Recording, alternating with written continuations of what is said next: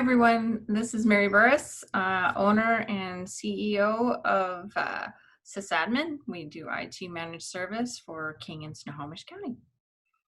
Today, I'm going to talk about creating an emergency continuity plan. So this is going to be a series about the things you should be doing strategically during emergencies. But today, I want to just start with the beginning. This, obviously continuity plan should be created before the emergency, but there's a lot of people that don't have them and they're in the midst of an emergency and they really should. So we're gonna kind of get started here. There we go. All right, what is a continuity plan? Why do we need one? And what should go in it? At the end of this too, if you shoot me a note, I will send you a copy of like an outline. So that'll get you started pretty well. So what is a continuity plan? You've probably heard of disaster recovery plan. A disaster recovery plan helps you recover after something happens. But the continuity plan is like, nowadays, we have the capability of keeping you functioning in the midst of an emergency. So that's what a continuity plan is. We no longer want to recover after. We want to continue working during, mitigating as many risks as we can while it's happening. So that's what a continuity plan is, and that's the difference between the two. Why do I need one? Well, the reason you need one is because companies, if they can react faster, because they know what to do, acting quicker is the difference between, whether, the big one is, are you going to survive or not? When we have big disasters like the COVID we're dealing with right now, some companies aren't going to make it through. And you don't want to be one of those. So being able to take care of your staff and not having to lay them off, not being able to live up to the client's expectation or commitments. It could be contractual commitments that you have with your contract or your vendors. So how do you, if you have a plan, you can mitigate a lot of those risks if you think about them ahead of time. Continuity plan pays off. Even in the COVID-19 being a different disaster, none of us have lived through this disaster before, but the companies that have the disaster, it's not that big of a change between some of the other disasters. You modify a little bit and you're good to go. To where if you're not even used to the process of that thought process, it's going to slow you down, and days are a big difference when you're talking continuity and all your staff not being productive. So what should go in this plan? Just start with an overview. What is it you're trying to get across? And if you have multiple locations, is this disaster recovery plan for all locations, or is it just for one? Kind of just put it quick there. Process. So how are we going to save this file? How are you going to access it? Remember, in an emergency, if the server's not there, you can't go looking up a file on the server. So keep that in mind. How are you going to update it? Is this going to be an annual? I'm going to say hint, hint, yes, it's an annual update. You want to at least look at it once a year and make sure that things don't need to be changed. Contact information. That's an important piece because, again, if the servers are down, you don't have Outlook, you don't have your normal contact list. So who are your emergency list? This is vendors and in-house. But some companies also implement a contact tree.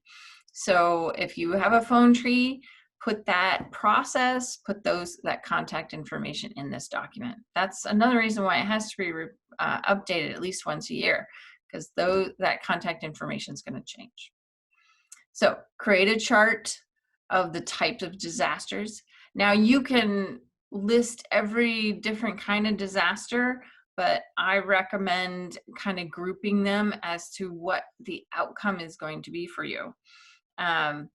So that, because after you create this chart, I want you to create a plan for each one, right? So if you do one for the lightning strike hits the building, then you've got to write a plan for that.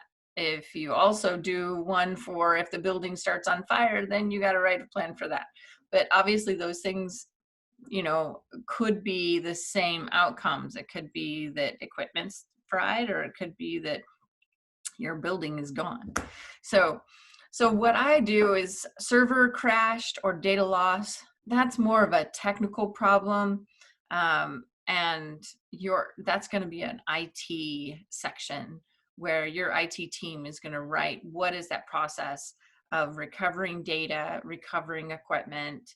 There's that. Then there's the loss of facility through fire, flood, power outage. That's there. Obviously, there's going to be IT pieces in there too, of moving your people off site somewhere else, home, wherever, other location. But it's also logistics and process and flow of how you're doing your work. And then the other one is your facility is okay, but you need to access it from remotely, such as our new pandemic, right? Our offices are just fine. We just can't use them right now. So that's kind of a new one that we're kind of building out, or we built out last month. So what other disasters are you concerned about in your area or your business? There may be completely different things. So what are those? So, okay. So did you think you were done? No, that we're just getting started here. So now that you have the different types of disasters that can hit you, now you have to go in and write up about each one. What are the things you're going to do for each one? So first, obviously I can't in this video go through every single one. So I'm going to go through the pandemic, which is what everybody is concerned about right now. And so the first thing is, what are the questions that you should be asking yourself in this particular situation? Now, granted, we didn't really know all the right questions to ask because we hadn't lived through it. So many of these were asked in stages as we learned what the next phase was going to be. And I do believe that that there in the pandemic, you should have different phases of, what do we do at this phase, when you have to be just socially distanced, but you're still functional, right? And then what's the next phase, and the next phase, and the next phase. And so if you were forced to completely stay out of the office, what would you need to change to keep functioning? Some of our customers, it was no big deal. Just moved them working offsite and they're fine. Some of them, manufacturers, they could do some of those people like that, but the warehouse, building things, those weren't so easy. So, but you can reduce them. You can reduce their access to each other. and you can have other cleaning processes and things like that. So technically, what needs to happen?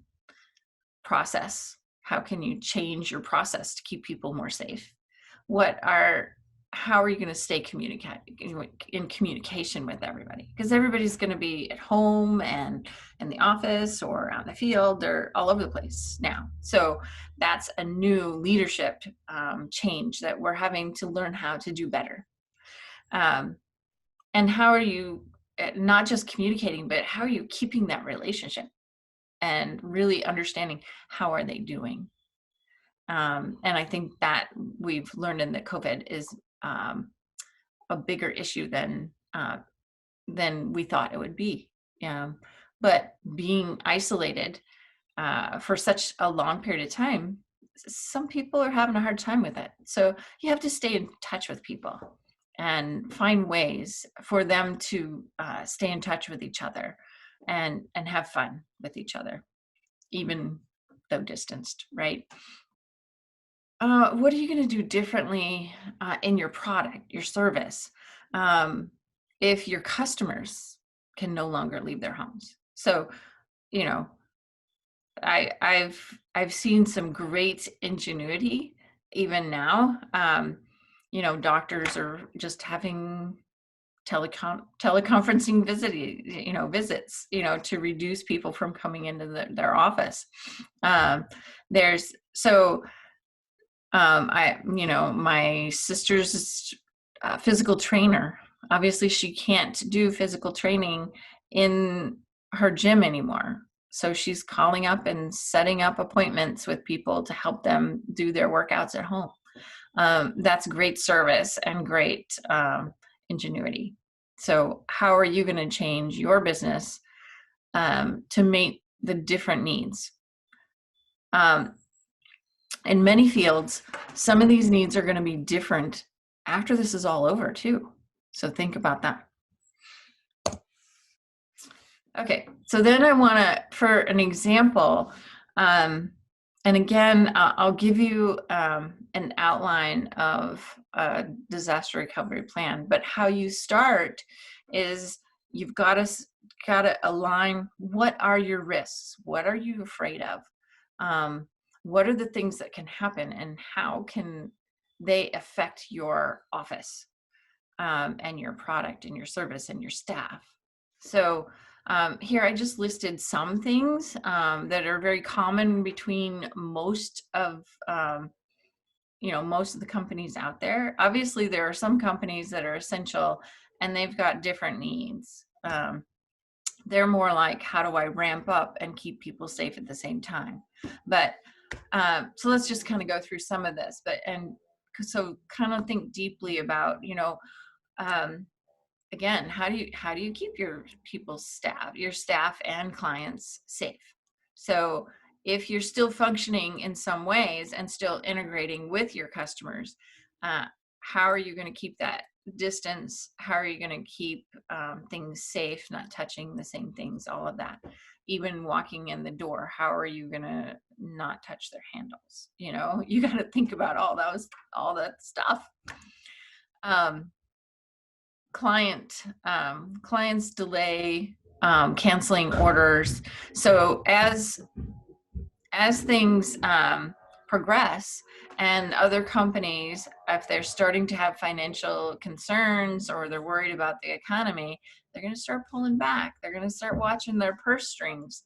And so how is that going to affect your workload and what projects you have on the back burner? And are they going to get delayed? Are clients going to ask for discounts?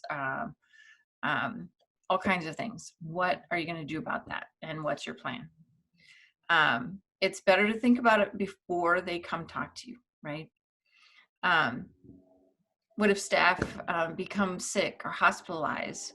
This is not, a few days out. These people, my neighbor just came home from the hospital and he's been in the hospital for 28 days. He's one of the lucky ones that came home. How are you going to do that if they're one of your critical staff, and he or she has tasks that nobody else knows how to do? What are you going to do about that? Lost productivity, or some jobs can't be done from home. Obviously, you do as much as you can, but look at those really deeply and say, how can we do them safely if we have to do them on site? Or how maybe there is a way you can do it from their homes and you just never thought about it in that light before. How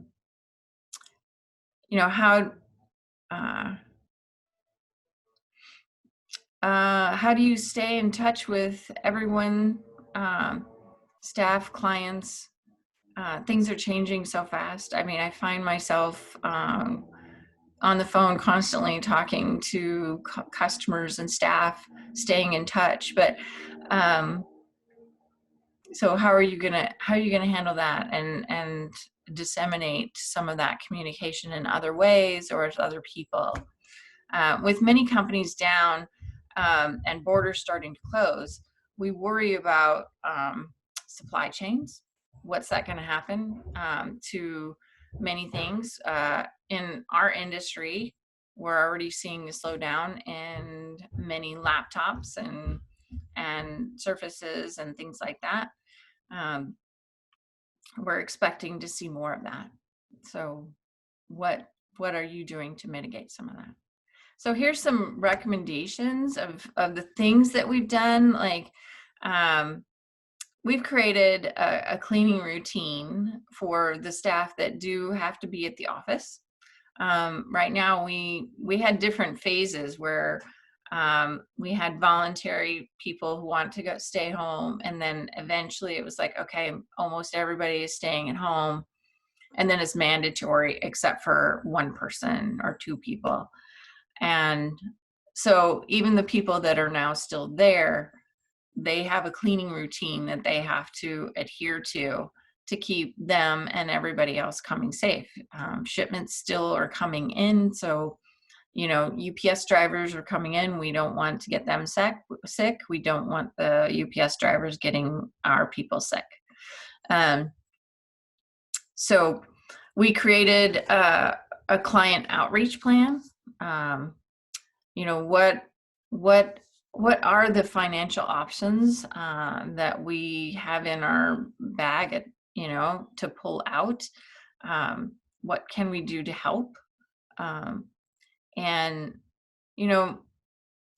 mostly the most important thing is to add more and more value to your customer, because in this time their need is getting just higher and higher.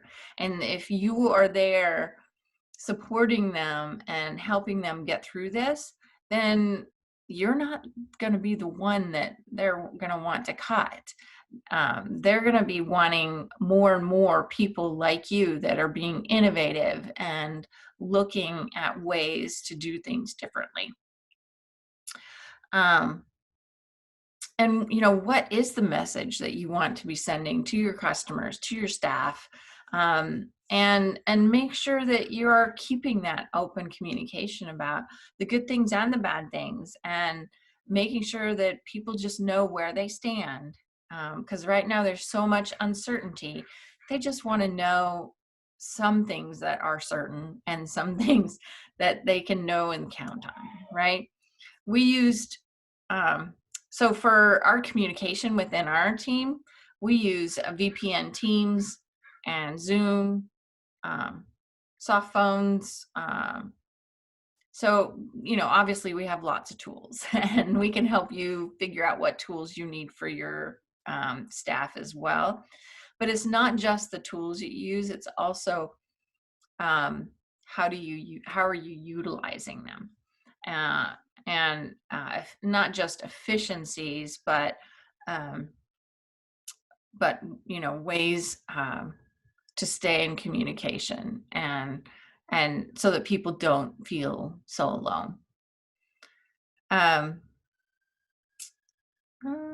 Yeah, so again, tools, stay in communication with people. Like uh, Craig and I, we send out weekly weekly leadership notes to keep our staff up on whatever's happening within not just our organization, but what's going on around the economy and how that will affect sysadmin. Um, we have a fun and games section in Teams so that they can meet each other and just play a silly game at lunchtime, just so that they're not alone. Um, and virtual calls, obviously. We don't we're doing less and less emailing and more just teamsing, a quick phone call or chatting in Teams, so that we just have quick answers and just a way to touch each other without touching each other.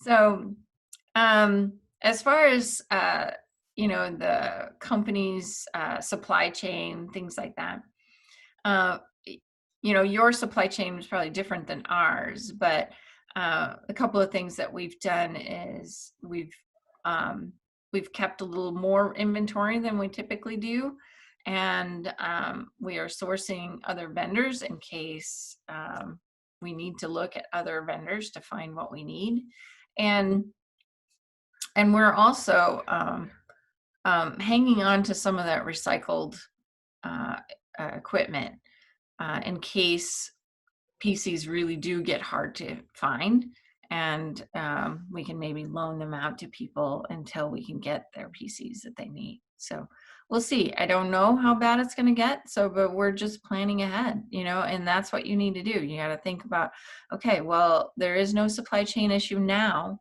Well, what happens if there is? And what can you mitigate now to make sure you're ready? So again, shoot me an email. I'd be glad to send you over a template for a continuity plan. I'd also be glad to sit down with you for an hour and give you a little advice about what you should be thinking about, help you brainstorm what should go in yours. I do these things all the time, so I'd be glad to help. I'm here. I'm listening. Thanks a lot. Bye.